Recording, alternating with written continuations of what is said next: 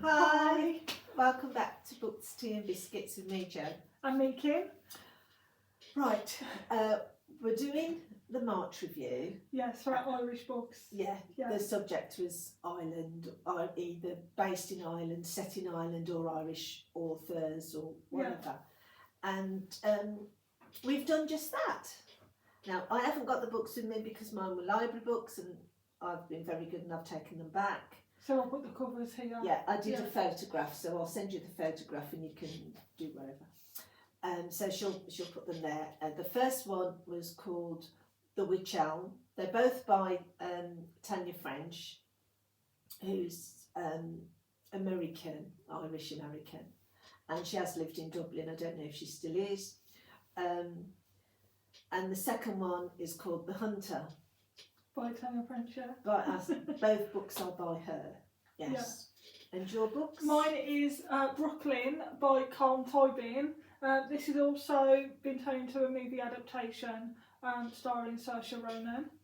And then, I forgot to say, so this is not only set in Ireland, but Colm Toibin is also an Irish author from Enniscorthy. And then this is a book that's set in Ireland called The Lost Bookshop by Evie Woods. And Evie Woods, I believe she's Irish as well, because she currently lives on the west coast of Ireland, I believe. I can't remember where. But yeah, both mine are Irish authors and set in Ireland. And I love the green on this one, the green and gold. So you go first with yours, Jo. Okay, so the first one I'm going to review is The Witch Elm. It's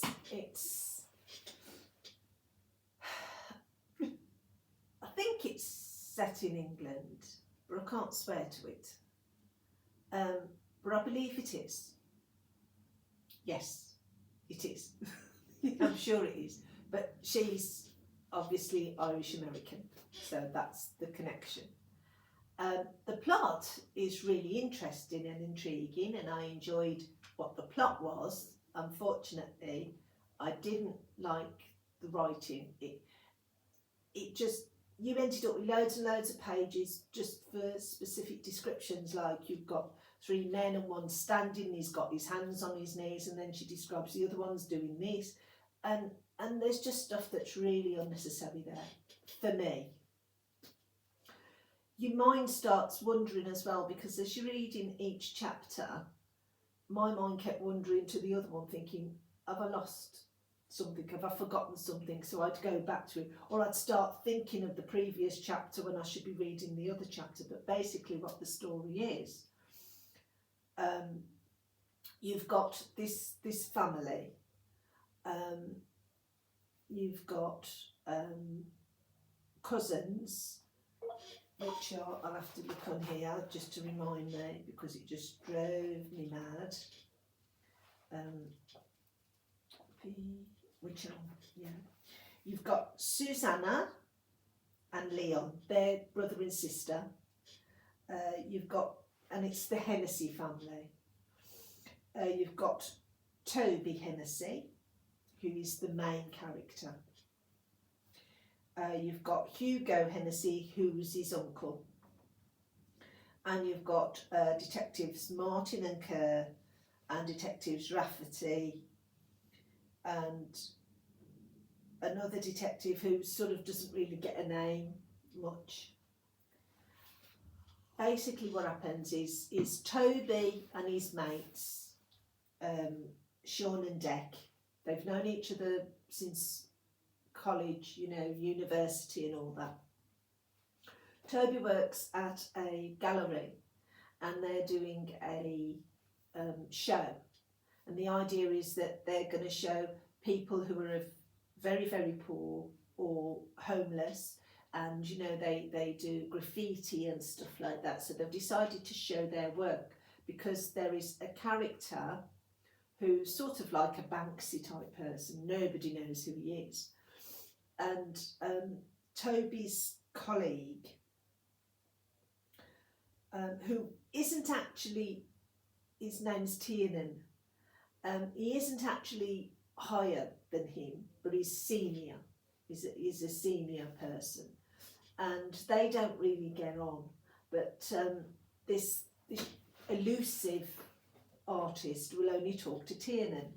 So it's been decided, and the manager, the chap who owns the gallery, has said, yeah, that would be a great idea. We'll have all these people that they can show, we'll have a show, and they'll get a grant and stuff, and it'll help them. That's the idea. And Toby goes into the office where Tiernan is and finds that it's actually Tiernan that's doing the paintings. There is no such character that they've given. He made him up. But he talks Toby into not giving him away. Mm-hmm. So Toby goes with it, which to a certain extent is fraud because they're getting a grant specifically for this. But it means that it's going to, the thing is, the boss finds out, sacks Tiernan on the spot, but Toby suspends for a couple of days while he decides what he's going to do. Now, all through his life, Toby he's always put it down to luck. That any problems, and he used to be able to get out of it. Nothing specifically major bad, but he still used to get the better part of it. Somebody else would get into trouble, and he would just get, cheeky devil sort of thing. He would get off light. And he's telling his mates about what happened, the fact that he didn't tell on Tiernan. He never said a word. Don't know how it happened. He was trying to help him. And, he'd got suspended for a couple of days, and then he had to go and see the boss, and the boss, it's a Friday, he'd gone on the Friday, and the boss said, okay, I'll keep you on, but you're not doing anything like that again, and all this. So, technically, he was okay. Yeah. On his way home after seeing the guys, he phones his girlfriend, who he's very much in love with. They've been together for 3 years, but they don't live together.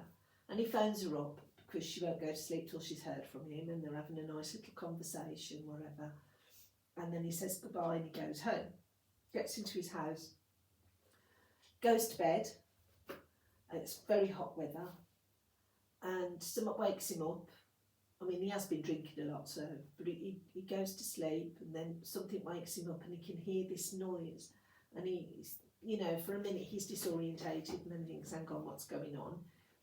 Creeps up, creeps out the door, sees there's a light under the sitting room door.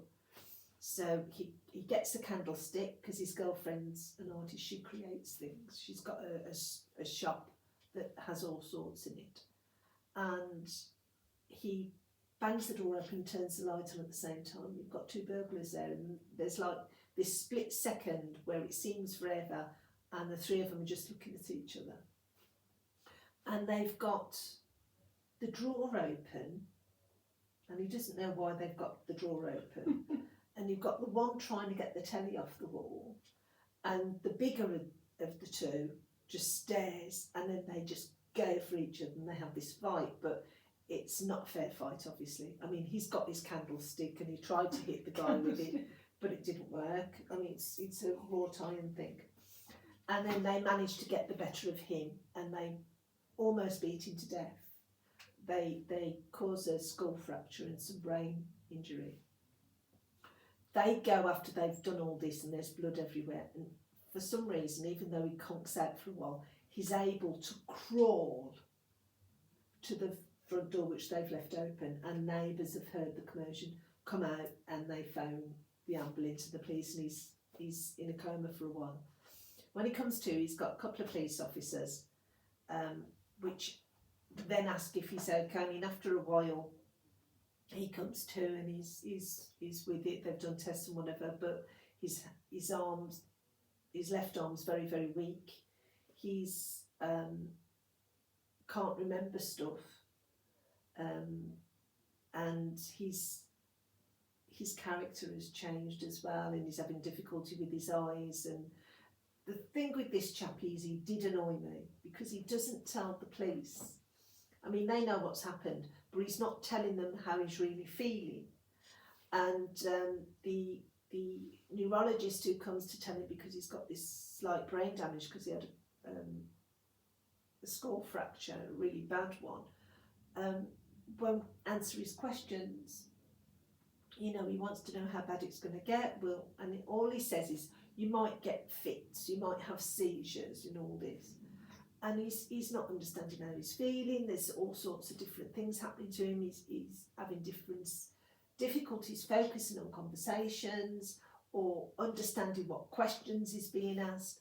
So they ask him these questions, and instead of him saying to them, "This is my problem," he doesn't. So they think, "Oh, you're okay," and he's not okay. So they're asking him these questions. Now, 11 pages of this police interview, which you get very little from it at all. You get no idea from it at all. Then his cousins, who he's lost touch from really, except for Sundays when they all have to commute to the uncle, well, to their Uncle Hugo. Never married, never had children, but he's got this great house, Ivy house, and they always used to go there when their parents wanted to go away. So they spent summers there, and you know, he was great, Uncle Hugo. So they go there for lunch and stuff like that. And then he gets a phone call from his cousin Susanna, and she says that Uncle Hugo is terminally ill. He's got a brain tumour. He hasn't got long to live, but he doesn't want to go into a hospice. He doesn't want to go into hospital. He wants to stay at home. So she asks him if he will look after him. Now this guy has got problems. He can't. He ends up dragging his foot sometimes because it won't listen to his brain. He doesn't know whether he's coming or going. But because he's not told anybody, they don't realise. So they just assume he's getting better, he's feeling better, but he's not. And he's stupid because he's not telling them. But the problem is that though the plot is really good, it just, you can't help but get lost in, or there's something, she does too many things for you to be able to focus and concentrate. And you have, I swear I read at least one page 5 times because I kept, my mind kept wandering. Too much, way too much. Some of the detail wasn't necessary. They, while they're there, while he's looking after Uncle Hugo, they have another time where Uncle Hugo wants to talk to them because he wants to be sensible. He wants to tell them what he wants when he dies because he knows he's dying, and what he's going to do with the house because, you know. So because they're having this serious conversation, Susanna, who's got children, sends, you know, to get the kids out of the way so they can have this sensible conversation. So Hugo calls them over and says, "Why don't you go into the garden and look for treasure?" And so the one little boy who's right what's it, they go out to look, and he's saying to them about the house. He wants to know what their feelings are on the house. Would they actually live there? You know, because the thought of it going to a stranger is not something that they want. And it's his house, you know. And all of a sudden there's blood-curdling screams from her daughter and her son. So they all rush out, and there's a skull on the floor, on the garden, on the grass. And the little boy had gone up into the wych elm, and it's sort of hollow because it's been damaged by lightning at some point. And that's where the skull was. But he didn't realise it was a skull. He just felt to see if there was a treasure there, and felt this thing and threw it out, and it's his skull. And they're all thinking, oh, it's just a joke and that, and Toby goes up to it and has a look and says, "This is a real skull." So they have to phone the police, and that's when all the problems start. Terribly and long-windedly. Yeah. It is good that there has been a murder. The person in the tree has been in there 15 years. And Hugo's lived there all his life. And it turns out there is this lad named Dominic Galen, who wasn't a very nice person, but he was a friend of Toby's. And Toby says, "Well, I didn't know him that well, but, you know, I knew of him." And he was sort of on the edge of the group of people that used to come to the house for parties and stuff, to Uncle Hugo's for parties in the summer. But he was horrible to Leon. Toby's brother, and he was horrible to Susanna. He tried to attack her, sexually harass her.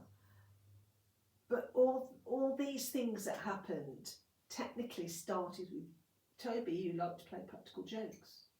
Yeah. When he was 18 years old and he's stupid, he sent an email to Dominic making out that Susanna fancied him. But Dominic didn't know that that wasn't true, so he kept hassling her. And then he did start turning nasty. So all these things sort of, calibrate, as it were. And so, of course, the real person that, I'm not going to tell you who the real murderer is, but Hugo goes to the police and says he did it, but he didn't. He thinks Toby did it. Yeah. But Toby didn't. Oh. And the police think Toby did it. Toby didn't. Toby didn't. But they know he didn't. They just want him to think they're going to arrest him for it. It is nasty because he's really not well. He's got all this going on. He's trying to look after his uncle, who's really, really poorly. And when his uncle goes down to the police station to give his statement on, and he does know stuff that only the murderer would know. But it's because he saw what happened. And he collapses in the police station and they take him to hospital and he dies in the hospital. So of course Toby, who also suffers with PTSD now, ends up accidentally murdering somebody. But it's because he's got PTSD and they keep on at him that he murdered this guy when he didn't. He's innocent, totally innocent, but they keep saying stuff and but he just get off. But I'm not going to tell you who actually murdered the kid. No, don't. But it is a long-winded book. Is it a bit wordy? Does she go? Very wordy. I mean, as I say, the plot is fantastic. How thick is the book? Like, how many pages? Is it a tome? Yes, it's 511 pages. Yeah, just about a tome. Yeah. But it's very, very wordy. It's like you're constantly chewing gum. Yeah. And you can never get rid of it. And because your brain keeps going away, you're reading the chapter and then you keep thinking of something else from a previous chapter, and it just drove me nuts. How many stars would you give it? Well, I gave it 3.5 as in readability. Yeah. Because it drove me mad. But because I did like the plot, I'll give it 4. Okay, that's good then. That's more than I thought you was going to give it to me. Yeah, well, I was only going to give it 3, but I thought I actually really liked the plot. Yeah. It was, brilliant. The plot was brilliant. If only it wasn't so too much description in some cases, too much wording, and drove me nuts. Really did. Absolutely. Well, I'm glad you enjoyed it still. Yeah, we're still recording, that's fine. I'm glad you enjoyed it still. Why are you laughing at? Well, I just like the plot. Yeah. Sometimes the plots are better than the author's writing, and that's the problem. Or the author's format and style of how they write well. Yeah. I know. It's only my opinion. Other people might think it's brilliant writing. It seemed too much explanation in some cases. Okay, well, the first book I'll be reviewing is Brooklyn by Colm Toibin. I'll start off with my rating and then I'll explain why I've given that rating. So I gave this book 3.5 stars out of 5 because although I liked it, nothing really happened in the book. The book is about, it's a coming of age tale set in Ireland about a girl at the point called Eilish Lacey. She's the youngest sister, of 2 girls. Rose is her older sister, and she lives in Enniscorthy, which is a place that the author's from. And she's got a brain like a whiz, like she's a bookkeeper without being trained as a bookkeeper yet. So she goes round not round the village where she lives, but she's hired to do like the pay, to do people's payroll and things like that. Oh, She's yeah. not trained yet as a bookkeeper, but she's really good at calculations and things. Anyway, she goes to Brooklyn, the name of the book, she goes to Brooklyn to live in America to work at Bartucci's, I think it's called, and to go to college, not college, to actually get trained as a bookkeeper, but it's American bookkeeping. Not that that holds her back, but it's a different type of bookkeeping.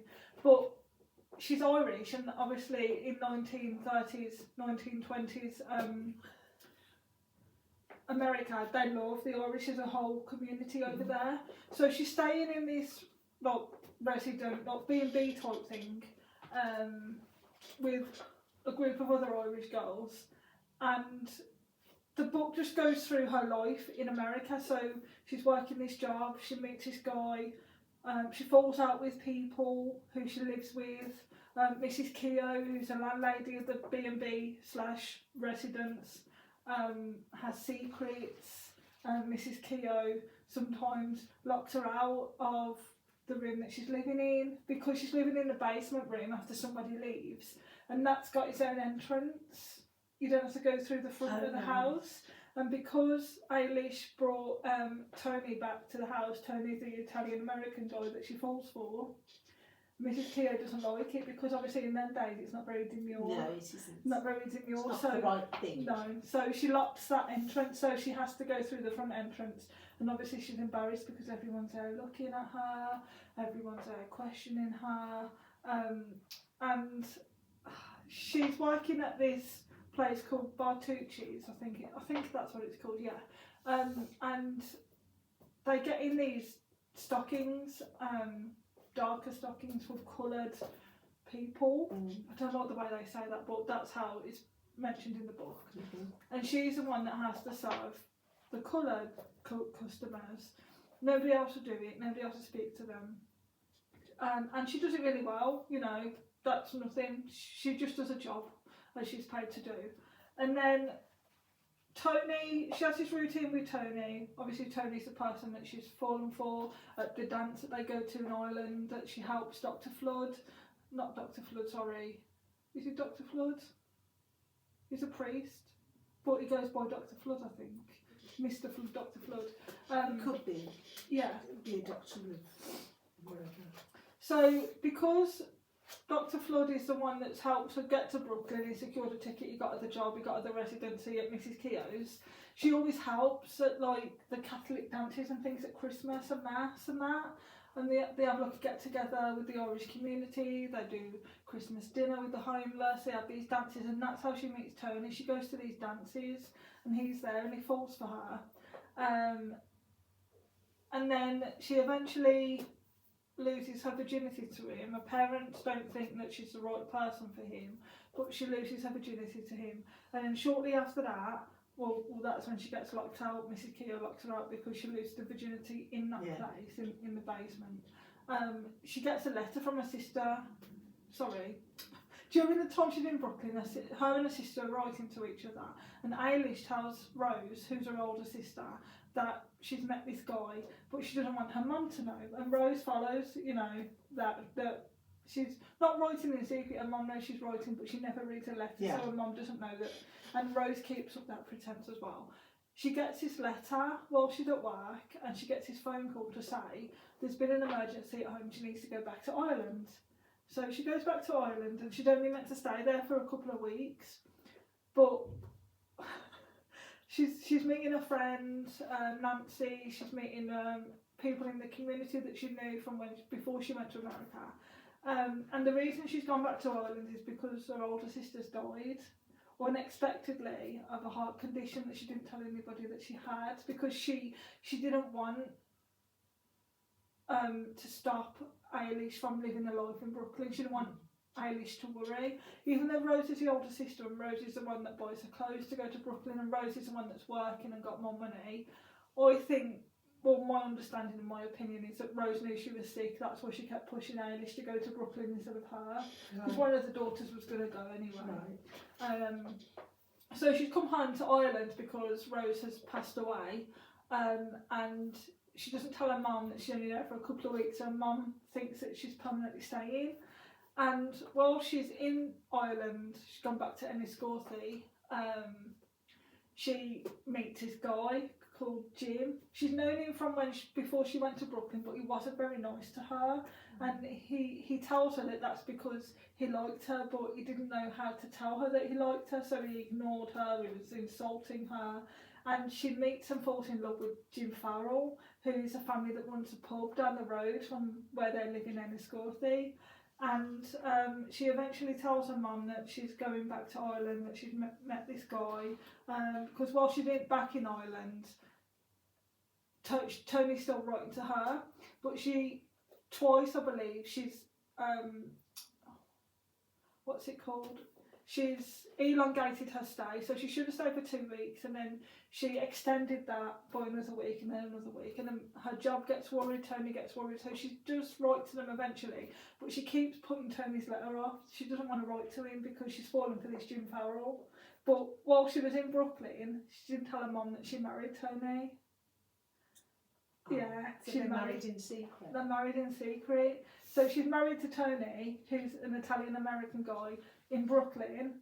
She's back in Ireland, fallen for an Irish guy called Jim Farrell, and they actually really like each other, and they're going to a dance in Ireland, and the friends are there. They're actually really good at dancing. Ultimately, first of all, she doesn't want to speak to him because she remembers that he was horrible to her, the family don't like her, but he actually really likes her, and he's the one that not chaperones, but he's a chauffeur for her sister's funeral. He takes her, and there's all these rumours going around around the village that they like each other anyway. Now, obviously, I did say before Eilish went to Brooklyn, she had this job, obviously doing payroll and that, but she was working in a shop for Mrs. Kelly, and her name is Nellie Kelly. So Mrs. Kelly, before Eilish goes back to Brooklyn, she wants to speak to her, and Mrs. Kelly tells her that she knows Mrs. Keogh.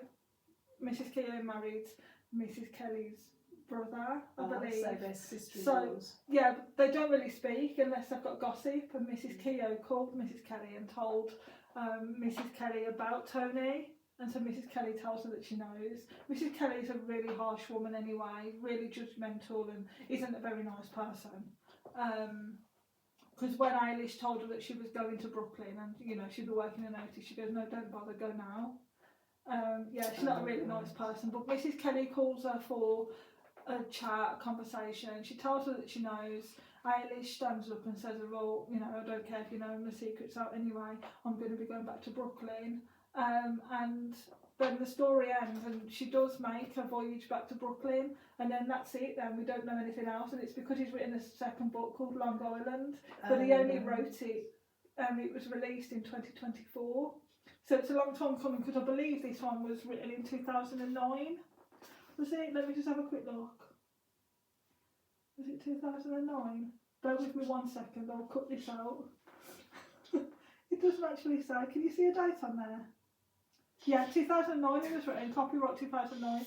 So this was 15 years in the making for a book that's 250 pages. Because Long Island isn't that much thicker than this, but it's the second part of this story, and I didn't know that this was a two-part, so I thought this well, was... you wouldn't, would you? No, I thought that this was the only one. I've not watched the film yet, but I really like the actress that plays Eilish Lacey, but yeah, she eventually tells her mum that she's going back to Brooklyn, that her visit wasn't ever meant to be permanent, and her mum can't really handle it. Her mum couldn't handle the fact that she was going to Brooklyn in the first place, and she wouldn't ever discuss it. Right. And now her mum has to find out that not only is she married, her mum didn't know about it, her mum's never met this guy that her youngest daughter's married to, and then her mum eventually finds out on the day before she goes that she's going back to Brooklyn to this husband, and that she's got to leave Jim Farrell in Ireland.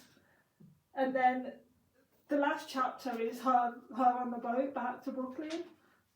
Oh, right. She's gone back to Brooklyn, her mother would say, and as the train rolled past Macmillan Bridge and its way towards Wexford, which is the county where Enniscorthy's in, Eilish managed imagine the years ahead, when these words would come to mean less and less to the man who heard them and would come to mean more and more to herself. She almost smiled at the thought of it, then closed her eyes and tried to imagine nothing more. And then that's it. Look, there's nothing else. And then that's the author on the back. She's on her way back to Brooklyn. So it's another. So it's like I've got to buy the second book. Yeah, you have to know what's happened. But nothing really happened. It's just about her life, her journey through. I mean, I liked it too. If she was a famous person, that would be an autobiography, wouldn't it? Yeah, I liked it to an extent because I really like old style, world building. Anyway, he did build the world very well. He built the characters very well. The characterisation is really good, but in regards to plot and in regards to anything happening at all, it was just stagnant. Yeah. It was just a way through life. This coming of age tale of this girl in Ireland who hasn't really got anything going for her in Ireland, so she goes to Brooklyn, and then life just continues as she wanted it to do. She gets a job. She goes to night school to become a bookkeeper. She meets this guy, gets married in secret. Her sister dies. She has to go back home, and then she goes back to the guy. Nothing happened. Yeah, it's not like she discovered the Magna Carta or anything. Do you know what I mean? Yeah, that's it's not like a murder happened. No. I mean, I liked it, don't get me wrong, because I love stuff like that, old-fashioned anyway. I don't mind old-fashioned stuff, but that would drive me nuts. I would not read that. And I said the 1920s and 30s only, but it's actually set in the 50s. Oh, right. So I'll quickly read the blurb so you can get what it's about, but again, nothing's happened. It goes, it is Ireland in the 1950s, and as for Eilish Lacey, and for Eilish Lacey, as for so many young Irish girls, opportunities are scarce. So when her sister arranges for her to emigrate to New York, Eilish knows she must go, leaving behind her family and home for the first time ever. Arriving in a crowded lodging house in Brooklyn, Eilish can only be reminded of what she has sacrificed. She is far from home and homesick. Then, just as she takes tentative steps towards friendship and perhaps something more, Eilish receives news which sends her back to Ireland. There she will be confronted by a terrible dilemma, a devastating choice between duty and one great love. So that's all. I think she's gone back to Tony because it's her duty to go back to him, but she doesn't love him. You never know what the second book will give. Well, from what I've read, it is 20 years later, which is how he's written this, and you don't know what's happened within that 20 years. No, I don't know whether to get the second book or not, but I want to know what happens. But then you'll have to, unless it might be in the library. Yeah, I might get the library because I don't want to spend money on a book that I don't like. Yeah. I want to help the libraries as much as I can. Yeah. But yeah, that gets 3.5 stars from me. I really want to watch the film and see if the film lives up to, there's nothing to live up to, but follows how the book is, because the film's an hour and a half long, the same as any other film that's based on a book, but this is a really short book. So you might know till you see it. I won't know till I see it, but then I don't want to waste my time watching it. But from what I've seen on IMDb, you can always turn it off, can't you? Yeah, of course I can. If you're watching it and you think flipping heck. But I like the actress that plays Eilish anyway, so I might give it a read. I was going to say I've just read it. I might give it a watch. Yeah, so you can always turn it off, can't you? It's not like you're wasting money. 3.5 stars for that one from me. My second book, also by Tanya French, is The Hunter. This is set in modern times, again, like now, because they talk about Netflix and mobiles and stuff and Wi-Fi. But when you're reading it, you keep thinking, and it's set in Ireland, it's in a place called Lannakelty. That's if I pronounced it right. And when you're reading it, you keep thinking you're back in the 1850s America with cowboys, because that's how it seems. But basically what it is, you've got the Reddy family. You've got Trey, her name is Teresa, and she's the only sensible one by the looks of it. Her father, Johnny, ran out on them 4 years previously. Now he's come back out the blue. Trey, as she's known, had sort of, well, the family are a bit rough, sort of. The mother has got Sheila, has got 6 kids in total. She's got Alana, who's a little one, a bab. She's got Maeve, Trey, Liam, and what was the boy's name? Brendan. Now Brendan was the oldest, and then Trey. And when the dad went off, I think he comes back 4 years later, but the year before, Brendan had gone away, and Brendan never came back. Now, the problem with this book, I liked this book better than the other one because there wasn't that much waffle. The only problem, as I say, was I kept thinking that, you know, am I in America at 1850s? Plus, Brendan never came back because he was murdered. The other problem is you never find out who did it because nobody investigates it. Well, they do, but it's secret. There's an American from Chicago. He was an American police officer, and he retired when he was in America, and he ended up in Ireland. He didn't plan on going there, he just ended up on Ireland, liked where he was, and bought the land. And he's a carpenter, and he sort of took Trey under his wing. And she looks on him as a father figure, and he is more like a father to her. And he's taught her carpentry, and although he can't have a job because he's not official, as it were. I mean, he came over legally, but you know, you have to be in the country a certain amount of time before you get your green card. And so she is like the person who's the business, but they work together. He's taught her carpentry, and they work together, and they make a little money. And Johnny comes back out the blue. No warning, no nothing. Trey's not happy. She's not happy at all. Sheila tells Johnny, Brendan's not there because Brendan's gone to look for him. They've not told him that Brendan's dead. From what you can gather from the side story, which is this story of Brendan dying, A, you don't know how he died. B, you know that some people within the area, because it's a little area, murdered him, and they got away with it. Cal, you don't know, because you don't get told this, it's just little snippets that Teresa sort of mentions to herself. Cal, who's the American, said he would find out what had happened to Brendan for her. And he did, but he got beaten up really badly, and she doesn't want to ask him to put himself out again. So she concocts this little plan with the help of her dad, though her dad doesn't know that. He arrives in the place, and he says he's come over because he was homesick, he missed the children, blah, blah, blah, which is a pack of lies. He's obviously in difficulty. He's in trouble because he only comes back when he needs money. Of course he does. And he'd come over from London. So he's telling the people, he's gone to the pub and all that, and he's telling them that somebody he met in a pub in London has family over here. He didn't realise he'd got Irish relatives over here, and he's going to be coming over to look at the place, and one of his great grandpappies or whatever told him about gold that was in this particular place, sort of somewhere on the farmlands going down the mountains. And it's all a con. The con is with this guy who's from England and Johnny. They've got together and they've decided to cut to the people out of money. So Teresa thinks, haha, this is what I can do.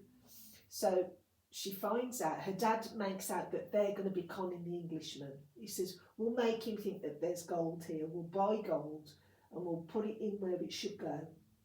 And then when he comes to check and see if the land's got gold in it, you know, and he finds gold, then, you know, he's going to pay us £1,000 or £2,000 so he can dig on the land, you know. Mm-hmm. And what she does is she borrows Cal's camera, pretends that she's got a school project to do because she's still at school, she's only 15. And she's not, she's going to take a photo of all these guys putting the gold in and then take it to the Englishman who's come over and show him. And that's when she finds out that he's in league with her dad.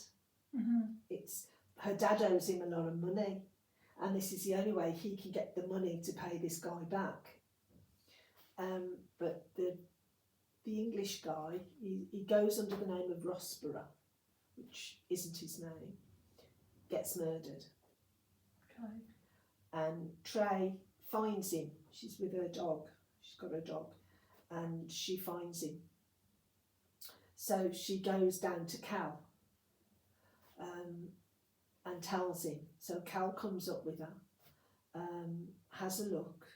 He's got gloves with him so he can check and see if the guy's still breathing, and finds out, you know, whether he's gone into rigor or not to get some idea. And then he phones the police and tells them. And they're sat there, and Johnny comes up because it's not far from where they live. And he says, "Oh, you're waiting for me?" "No, I'm with your mum there." So he looks and he's sort of shocked. And Cal can't work out whether it's genuine shock or pretend shock, but he's got a feeling it's genuine shock. So, which means that Johnny didn't do it. But what she decides to do when the police come and they take a statement from her to ask her about finding him and that, she says, "Oh, during the night I heard a lot of voices, I saw car lights and that. But I don't know whose it was." Now, this police officer is savvy, and he's got an inkling that she's telling a lie, but he can't be sure. And she's telling lies because her idea is to get those that killed her brother blamed for killing Rossborough, so they will get done for something, because his is a murder that's never been investigated. And she ends up having to go and tell the police officer that she made a mistake, because he said, you know, once he writes out the statement and she signs it, it's a whole different kettle of fish. And another friend, Lena, who Cal is having a relationship with, tells her she's got to tell the truth, because if she doesn't, the men, when they realise that she's the one that's told the police that, because the police are going around and sort of bullying them into saying they've done it, they'll come after her. So she decides, okay, I'll be sensible. So she admits that she lied. And then they decide that Johnny's done it. All the men decide Johnny's done it. They want to give him the blame. They know he didn't, but they want to get rid of him. And she wants to get rid of him. And it just so happens his wife wants to get rid of him. Sheila's had enough. He's used her, he's never made her happy. And he only ever comes back and then he goes away again. And the children really hurt when that happens. And so she'll just say whatever he wants her to say to the police. But she does it in such a way that the police are obviously thinking she's sticking up for her husband. But it's a good one. It's not as long as the other one. I'm not going to tell you who's killed him, but again, it's a shock. Because you don't figure it. Trey finds out who's killed him. Johnny is about to be buried alive. He's being forced to dig for gold by the men, the villagers or wherever they are. And then they see there's a fire, and he says, "That's my house is on fire." So he jumps out the pit that he dug himself, and him and Cal drive up, because obviously he's thinking the family's there, but they're not. The family are the ones that set fire to the house. Oh. They want to give Johnny the blame. So everybody thinks he's done it, and Sheila drives the kiddies down to Lena's, and Trey stays up and sets the fire. So she's got a way out, but she's hurts her foot, she breaks her ankle, and gets a bit burned. Johnny comes up with Cal. It's the one time he's actually acted like a father, you know, my kids are in there, I've got to help. And they see her and they help her. And then Johnny says he's going to run off. And Cal says, right, they'll think that you burnt in the fire. So he tells Ben and the police that Johnny didn't notice she was there and ran into the building to save his family. So even though the police aren't 100% certain, they believe the case is closed, that Johnny did the murder, but it isn't Johnny that did it. It is good. It's a better one. It's not as the description you can. It's just that you keep thinking, am I in America in the 1850s? You know, you read in one chapter and then you go and look at the other chapter because your mind just wanders. So with that one, I gave it. Readability was 4, so I did give it 4. Okay. Because the plot was good, the readability wasn't bad. I mean, there's no way I'd give them a 5. It was a definite 4 because I did like the storyline. I was just a bit knocked with some of them. You know, you're thinking, for God's sake, Trey. You know, you're 15 years old. You keep saying you're not a kid, but you're acting like one. Yeah. And you're being stupid. You know, it's it's okay. It's not the best. I would not read those books again. And to be fair, I haven't put the date when I finished that one. Oh, that's a shame. You put Returned on the 27th? Yes, I finished reading it on the 27th. Oh. So yeah, I returned them. No, I finished it on the 26th and returned it the next day. So yeah, I mean, 2 days to read Richelle and 1 day to read The Hunter. But, you know, I'll never get those days back. No, you will never get them books out again either, will you? No. Okay. I might get 1 or 2 of her books out again just to see if it was just those ones or whether it's just something she does. Yeah, her writing. But it's not for me. I'm not saying that anybody else shouldn't like. I'm just saying it's not for me. That's what I found wrong with it. Because I, you know. So my second book that I'm reviewing is The Lost Bookshop by Evie Woods. Now this one, I gave it 4 stars. It's not the best book I've ever read, so I don't think it deserves 5 stars. And the reason being, similar to what Joe experienced, I had to keep going back like a chapter or 2 because I'm like, who am I reading again? Because the book is about 3 side characters in the story. So you've got Opaline, who is 1920s England, from a rich family, expected to marry, blah blah blah. You've got then present day Martha and Henry. Okay. So like it'd be an Opaline chapter, then a Martha chapter, then a Henry chapter. Yeah. I'd be like, wait, I'm getting the stories confused here. So I had to reread a chapter to understand what was going on. So I'll give you, it's not going to be a long review, but I'll give you a quick overview of what's happened. So you've got Opaline. The book starts as Opaline 1920s. She's in like the dining room of a big expensive house. Her father's passed away a few months ago or a couple of years ago. Her father loved books, so Opaline loves reading. He's got some really expensive editions of books. Like first editions. Yeah. And because she's the girl of the family, she's expected to marry somebody like it's arranged that she has to marry her brother's friend or something. Now her brother's not a very nice person. He's called Lyndon, and he was in the army, and he was given a name in the army called the Reaper because he was killing his own men. And Opaline thought it was just a name that was given to him because he was good at his job, and he shot a few people accidentally, but he was doing it not on accident, on purpose. So he's come home now. He's got a cane. He's not a very nice person, and because she doesn't want to marry this guy, she doesn't want to enter into this arranged marriage. She has to run away, but to run away, obviously she's got no money. She has to sell some of her father's first editions of the books, and she doesn't want to.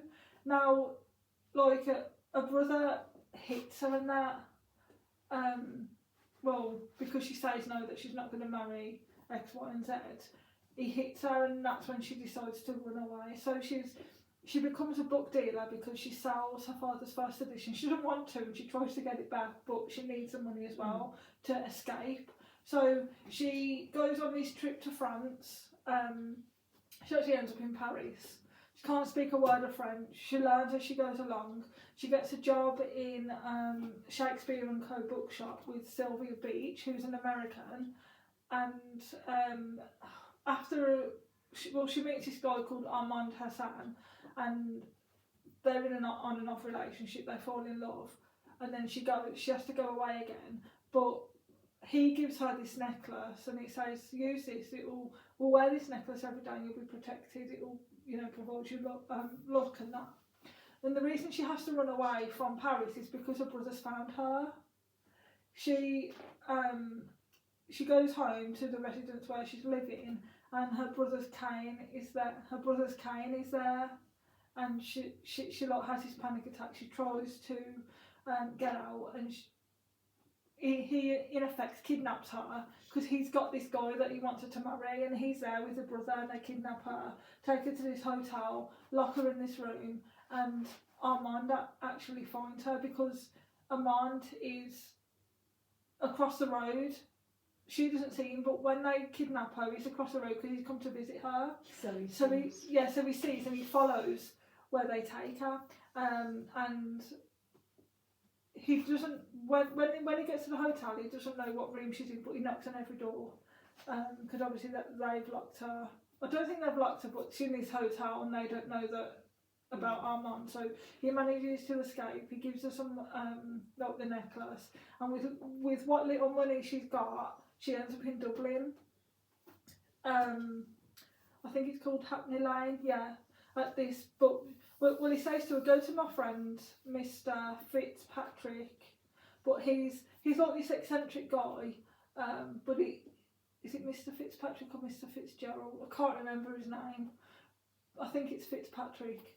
But he's passed away, and his son is the one that's looking after the shop. He's about to sell it, but it's a vanishing bookshop. She ends up in the vanishing bookshop. That's what it's called, the lost bookshop. Okay. And the shop's basically speaking to her. She's having a good run, selling books, rare editions.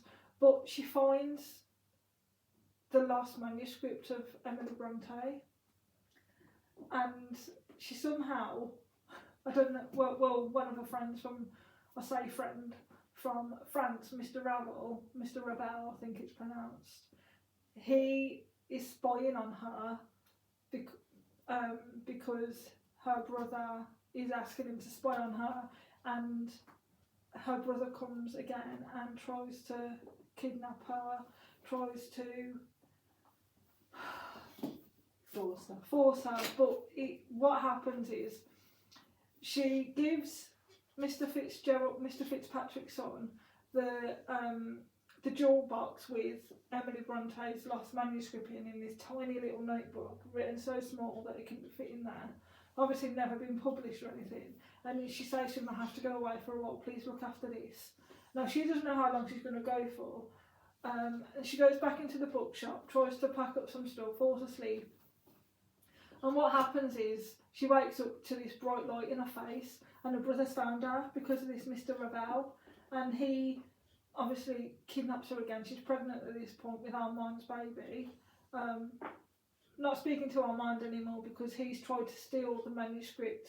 So what she thought was a good relationship ended up being that Armand was just in it for himself, trying to get from her what he could, the manuscripts, the books, X, Y, and Z. Yes. So she tells him no because he says, like, nobody of your class, nobody of your, not gender, that wasn't the word he used, but saying a woman wouldn't be able to deal as good a deal that he can. So he calls her a whore in French, goes away, and she never speaks to him again. She's pregnant with his baby. So when she's kidnapped by her brother for a second time, she's pregnant, heavily pregnant with his baby. Now, she says that when she's in the car, they're on a long journey across Dublin, across Ireland, and she ends up in St Agnes's lunatic asylum because he's committed her there because she's expecting a baby out of wedlock. Yeah, and who's going to believe a woman who's, you know, going around? And that's where they used to put them all in those times. So, and obviously that story is horrible. She ends up in this lunatic asylum. Nobody believes her. She does end up escaping after God knows how many years. She's in there for a few what years. happens to the baby? Well, she gives birth in there. She has to go to the hospital, and they say no, you don't need to go to the hospital to give birth to the baby. She ends up giving birth, and they take the baby straight away, saying that the cord was around the baby's neck. So but she doesn't know. So they tell her the baby's died, her daughter's died. The nurse Patricia, she's a horrible nurse. Just walks out of the room, the ward, with the baby, and they've told her the baby's died. She has got a couple of friends in there, but they end up dying, so she's not having the best time. There's no heating, there's no food, she's in scruffy clothes, she's not looked after there.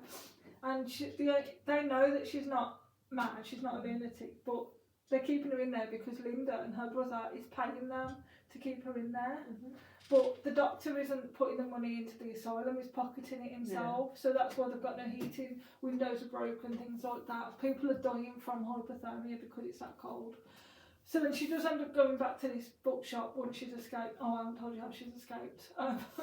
She eventually gets a notification from one of her friends, Jane. She does write to Jane every now and again that her mother has passed away. She doesn't forgive her mum because, you know, she said what mum would let this happen, what mum would, knowing that her husband's died and she was a daddy's girl, would let her son do this to their daughter. But now he's the patriarch of the family, so she's probably not got a choice. Finds out her mother's died, but she goes to Dr. Lynch, who's a doctor in the mental asylum. Lunatic asylum, I hate using that word. It's the same thing. Yeah, I know, but we have to use certain words on YouTube. The doctor in the lunatic asylum, Dr. Lynch, she walks into his office and says, look, I need to attend my mother's funeral. And he says, oh, we've known for weeks, but she's only just been told. They've kept the letter from her for a couple of weeks. So the mother's funeral's gone, the mother's in the ground buried. That's why, to stop her going to the funeral. So when she's speaking to the doctor's got an apple and he's peeling the apple with a knife. She snatches a knife out of his hand and holds it up to her throat and says, you either let me out of this lunatic asylum or I will kill myself. And that's the only thing I know that's keeping me here is the fact that my brother's paying you to keep me here. So you either let me go and tell him that I'm okay and you'll continue receiving the payments, or I die and the payments will stop. So the doctor knows she's serious because she keeps lifting it closer and closer to her neck, saying that I will kill myself, my daughter's already died, I want to be with my daughter anyway, so you either let me out of this lunatic asylum or I will slit my throat. And he lets her out because he said, I won't tell your brother, you please don't tell your brother, so that they'll still receive the payment from Linda to keep Opal in there even though she's not there. So she escapes from the lunatic asylum. She ends up going back to this bookshop. It's been years at this point. I'd say 10, 15, probably 20 years that they've kept her in this lunatic asylum. She goes back to this bookshop and Mr. Fitzpatrick's son isn't there. He's been killed because it's the start of the war. But she can't find this manuscript that she asked him to look after. And with him not being there, she can't find it. She can't find her daughter, even though she doesn't think her daughter's died. She's told she is, but she doesn't think that her daughter's died. So then she has to go on this journey to find this manuscript. Obviously the bookshop vanishes. People only find the bookshop if they're lost.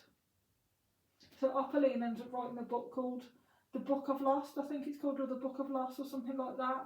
But it's about the journey of being lost, not about her life story. Yeah. So then we're in present day. I can't remember what year it is, but Martha has escaped a domestic abuse relationship. She's answered an advert for a housekeeper. Mrs. Bowden, who is this rich actress, will say she's an actress, needs a housekeeper, and it's next door. I think it's number 12, Hackney Lane. It's next door to number 11, Hackney Lane, which is the bookshop. But when Martha's there, the bookshop's not there. And then she meets this guy called Henry, who's a third character in the book, who's looking for the manuscript of Oppeline Carlyle, who's a lady from the 20s who was in the lunatic asylum. Because they know, well, he's got an inkling that obviously her daughter didn't die, that she's written this manuscript, she's written this book. Now, their journey takes them on different, I don't want to use the word adventure because it's not an adventure, but you know, different pathways to find out what's happened. So Martha obviously is working for Mrs. Bowden, and then cracks start appearing in the wall, and they get wider and wider every day, and bookshelves are appearing. And then she's going, because Martha lives in the basement, she's got the whole basement of the house, but it's like a tree's growing, and then bookshelves are appearing, but then there are books appearing on the bookshelves as well, and one of the books is one written by Oppeline Carlyle. But then she usually gets a tattoo of quotes that she remembers from books tattooed on her back. So she goes into like the tattoo shop to get them done, but they're already on the back anyway. They're already on her back. But Martha's got secrets because she cannot read people, and she helps Henry find this manuscript of. It's actually really good, but the reason I give it 4 stars is because I did have to keep going. Checking to see if only you were for the reading 2 ladies though. Obviously not for Henry, but just for the 2 ladies. I was getting confused as to like, hang on, who's this again? Because they were on the same street but different timelines. I was like, right, am I reading about Martha now, or am I reading about Oppeline? So yeah, they have to go on at the end. They have to go on this adventure, obviously, to find out if the daughter was still, if Oppeline's daughter was still alive. What happened to the bookshop? How do you find the bookshop? Because it just looks like an alleyway when Henry goes to find it, but it's like there's number 12 Happening Lane, and then there's number 10 Happening Lane. Where's number 11? But nobody will answer his question. No, people say, no, we don't know. There's never been a place there, but there has in the 20s and 30s and 40s and. But yeah, it's all about magic, and it's actually really good. It says, on a quiet street in Dublin, a lost bookshop is waiting to be found. But you have to know why. So you've got to be lost, but you've got to be looking for something that's lost. Yeah. So Mrs. Bowden, who Martha's working for, has said that her friend, one of her friends entered her house, well, thought she was entering the house to attend a party, and she was in this bookshop. We don't find out why it appeared to her. And then she looked around, knew that she didn't need to be there, walked out, turned around. And it wasn't there. Obviously looking at the street, and then turned around again. And then the bookshop wasn't there. And she should have been next door in Mrs. Bowden's house. But Mrs. Bowden's got secrets too. And she's not answering Martha's questions about why there's a tree growing in the basement and what's that got to do with the bookshop. And obviously they put 2 and 2 together. The ending's actually really good, and that's why I was going to give it 3 stars, but the ending's really good, and it answers all the questions that they're looking for. Was her daughter still alive? And I think when I was 3/4 of the way through, and Martha went to see her mother, and the mother started crying, that Martha's mother is somehow related. Well, Martha's somehow related to Oppeline. We find out, and she's somehow intertwined in the story further than she thinks, because she's got magic and she can read people, and she knows that Mrs. Bowden's got secrets, but won't ever answer her questions as to about the bookshop, or how she knows so much about X, Y and Z, and how she knows. Could she be Oppeline's daughter, the actress? I'm not going to tell Could you. the actress be the daughter? No, because we'll find out that the daughter. So you do find out who Yes. the daughter. Oh, right, okay. But so I'm not going to tell you the ending, but we find out the daughter was still alive. She was adopted out. Yeah, that's what they used to do. Then She left the family because she thought, I don't know my mother. I've got children myself. It wouldn't be right for me to bring up these children if I don't know my own mother. So she went looking for a mother up a line, and then I don't know what happened, but she got run over by a train and she ended up dying. But we don't know if she ever met Oppeline, if she found out the story as to what happened to her.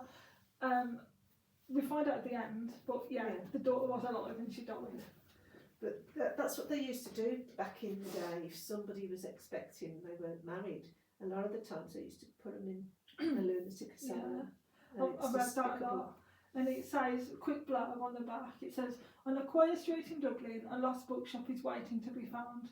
For too long, Apolline, Martha and Henry have been the side characters in their own lives. But when a vanishing bookshop casts its spell, these three unsuspected strangers will discover that their own stories are every bit as extraordinary as the ones found in the pages of their beloved books. By unlocking the secrets of the shelves, they find themselves transported to a world of wonder when nothing is as it seems. It's actually really good. I do recommend that you read this if you want to, that is, but it's really, really, really good. She's got 9 already. Yeah, I've got 9 already. So that's 4 stars from me. If I wasn't so confused with the chapters, and I think the only reason I got confused with the chapters is because her writing style doesn't change for each character. Yeah. When I've read books that they do. Yeah. Her writing style's the same. Yeah. So I was having to just go back and just remember, you know, if you're stuck, just look at the top of the chapter. But it's not easy to do that because you just read chapter 10. Even though it says chapter 10 Apolline or chapter 11 Martha, you somehow just don't register that because there's that much happening in the chapters. And they are quite short chapters, but yeah, you're focused on them. So yeah, 4 stars for that from me. Good. So that was good. I think we've had a good reading month. I did say I'd read 3 books, but the Claire Keegan one, Small Things Like These, I didn't want to buy. The Works didn't have it. I didn't want to buy it. The charity shop by me, the bookshop's closed down. So because nobody's going in there, because it doesn't open on a Sunday when there's free parking at that shopping centre, because of a week, Monday to Friday, it's like deserted. And people go there mainly on a weekend, but it's closed down because it's not getting much custom. Oh, but it's not open on a Sunday when the free parking's there, when I always go. So I looked in the Works. I can get it at the library, but it's not available till the 4th of April, which I've already done a review now, so I haven't read Claire Keegan's Small Things Like These still, but I will just add it to my TBR just in case it comes up for a month, for a thing that we're doing for another month or something. So yeah. Okay, so now, because I chose the Irish theme for March, it's actually Jo's turn to choose for April, but I know that she hasn't got an idea yet as to what she wants us to do. No, I don't. But it's April in 3 days. Yeah, I've got a few gifts to go to. So choose an easy theme then for April, or light-hearted books or something. Because it's not fair if I choose again, because it's your channel as well. Yeah, I know, but I really can't think. What about you? And I'll do May and June then.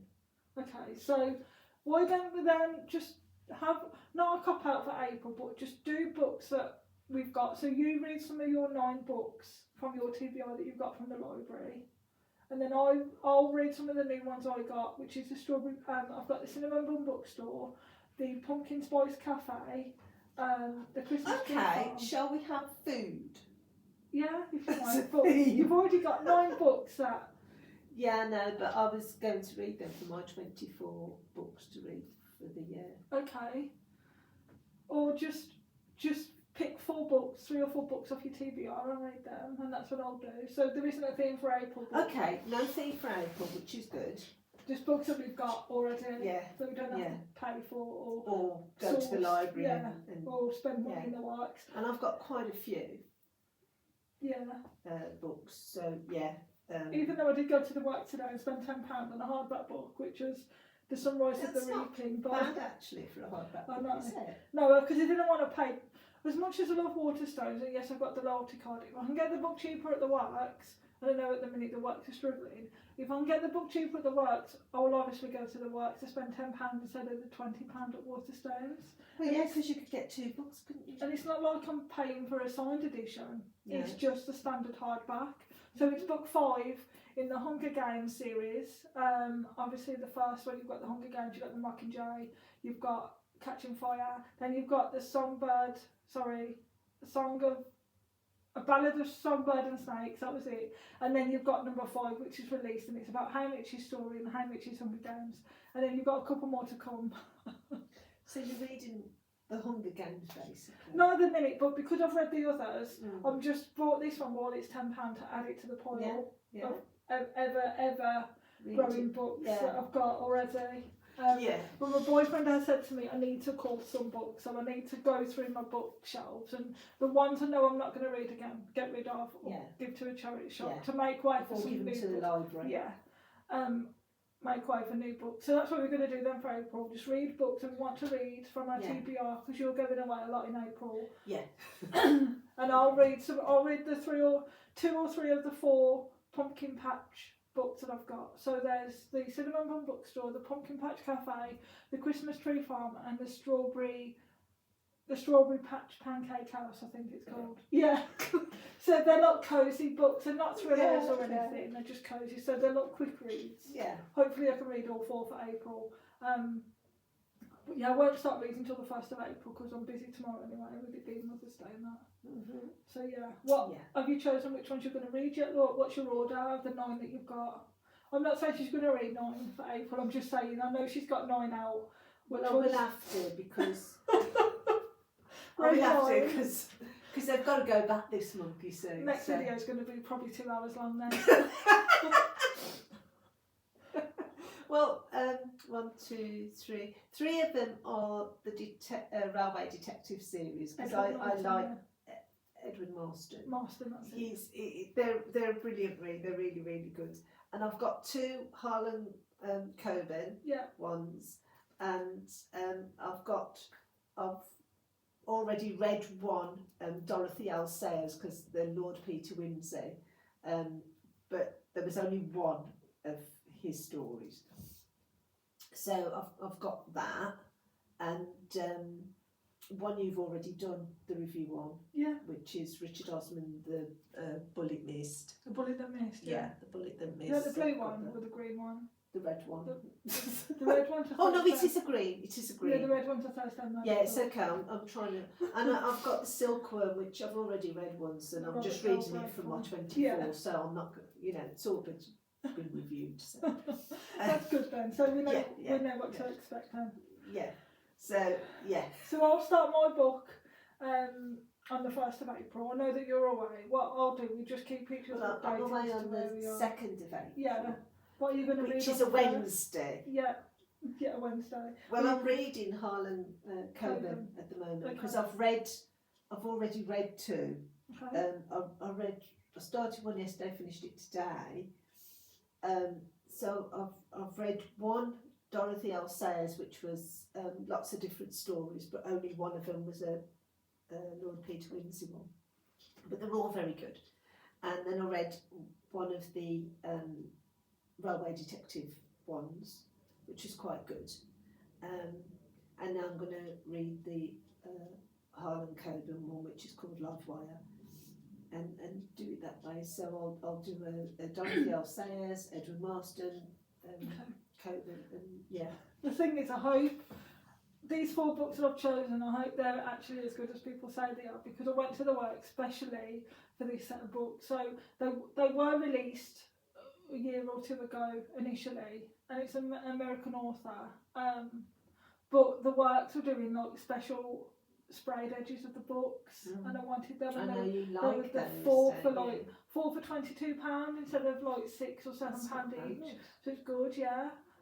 So I hope quite good. One of them could be 22 quid on it. Because if I start reading and I don't like them, I'll have to think of something else I can read that's light-hearted. So yeah. We'll keep you all updated, post on Facebook and Instagram. So we've hoped you've liked it. It's been quite a long video, even though we hadn't planned it to be. Yeah, this wasn't a great month for us reading. But yes, we hope you liked the video. If you've got any comments, please leave them down below. Message me on Instagram, or comment on the posts that I do. Message Jo on Facebook and she'll try and respond to you as soon as she's got time in April. I can still access Facebook as well, so if ever Jo tells me she can't respond, we've got a message, I'll respond to you as well. So yeah, please leave some suggestions down below. If you've read these books, let us know what you thought. Leave some suggestions or ideas of books or themes we could do for like May and June. We've got an idea for July and August, haven't we already? Yes. We were discussing this the other day. That's what we're going to do for July and August. But we'll talk about that as it comes closer. So yeah, the next video will be at the end of April. And in April or May, we're also going to try and go to 66 Books, which is a book warehouse, and we're going to try and decide, when Joe's got time, what place we're going to do a literary location video for. Okay? Yes. So, have a lovely Mother's Day for all those that have Yes. still got their mums. Look after her, buy her lots and lots of prezzies, give her lots of love and spoil her. Yeah, She deserves it. all mums do. Yes. So take care and have a good day on Mother's Day. bye. Bye everyone.